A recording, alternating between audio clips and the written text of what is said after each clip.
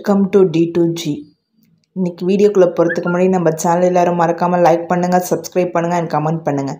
இந்த வீடியோவில் நம்ம என்ன பார்க்க போகிறோம்னா, நேரத்தை வீணடிக்காமல் இருப்பது எப்படிங்கிறத நம்ம பார்க்க போகிறோம். நிகழ்காலத்தில் வாழ்பவர்கள் இதை நேரம் என்று சொல்வார்கள். எதிர்காலத்தை பற்றி சிந்திப்பவர்கள் இதை காலம் என்றே சொல்வார்கள். நம் தலைக்கு மேல் தொங்கும் கத்தி போல காலனும் காலமும் நம்மை துரத்துகிறார்கள் என்று நம் முன்னோர்கள் சொல்வதுண்டு. மனித வளத்தில் முக்கியமான 3: பேச்சாற்றல், எழுத்தாற்றல், செயலாற்றல். இதனுடன் நேரத்தை பயன்படுத்தும் ஆற்றலும் மிக அத்தியாவசியமானது. நேரத்தை பயன்படுத்துவது எப்படி என்று படிப்பதற்கு முன் நேரத்தை வீணடிக்காமல் இருப்பது எப்படி என்று பழகுவதுதான் மிக சிறப்பானது. எவர் ஒருவர் தன் இளம் பருவத்திலேயே நிலம், நீர், தங்கம் போல நேரம் என்பதும் ஒரு செல்வம், அது ஒரு சொத்து என்பதை புரிந்து கொண்டார்களோ அவர்களே இன்று வெற்றியாளர்களாக இருக்கிறார்கள்.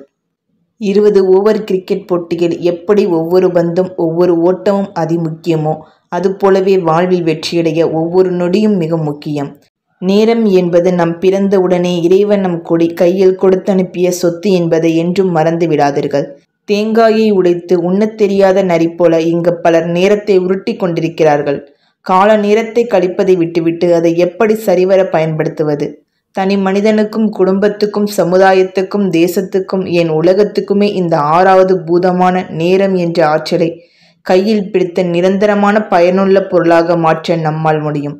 காத்திருப்பது என்பது ஒரு துருபிடித்த வியாதி என்பதில் மட்டும் உறுதியாக இருங்கள். ஒரு சரியான செயல் செய்ய எல்லா நேரமும் சரியான நேரம்தான். எந்நாளை விடவும் இந்நாள் நன்னாள் என்றே எண்ணுங்கள். தள்ளி போடுவது, தாமதப்படுத்துவது, நேரம் பார்ப்பது, காத்திருப்பது என இந்த எண்ணங்கள் யாவும் சோம்பல், அச்சம், நம்பிக்கையின்மை போன்றவற்றின் பிள்ளைகள். தள்ளி போடுவதும் தவிர்ப்பதும் பிரச்சனையை தீவிரப்படுத்தும். நாளை பார்க்கலாம் என்ற மனோபாவம் அனைத்து பிரச்சனைகளின் பிறப்பிடம். தள்ளி போடும் ஒரு சிறிய செயல் கூட நாளை நமக்கு தொல்லை தரும் நோயாக மாறும். வெயில் வரும்போது கூரையை பழுது பார்த்துவிடு என்பார்கள் நம் முன்னோர்கள். இப்போது இல்லை என்றால் எப்போதும் இல்லை என்று எச்சரிக்கைதான் அது. ஒரு நிமிட தாமதத்தால் தோற்று போவதை விட 1 மணி நேரம் முன்னால் போவது அவமானமாகாது. இன்று நேரத்தை நீங்கள் வீணாக்கினால் நாளை காலம் உங்களை வீணாக்கிவிடும். பயனில்லாமல் விரயமாகும் ஒவ்வொரு நொடியும் தோல்விக்கு நீங்கள் தரும் உணவு என்று மறந்து விடாதீர்கள். காலில் கட்டிய விலங்காக நேரத்தை இனி எண்ணாமல் அதை கையில் எடுத்து வெற்றிக்கான ஆயுதமாக மாற்றுங்கள். இனி காலத்தை கேலண்டரில் கிழிக்காதீர்கள். ஒவ்வொரு நொடியும் விழிப்போடு செயல்படுவோம்.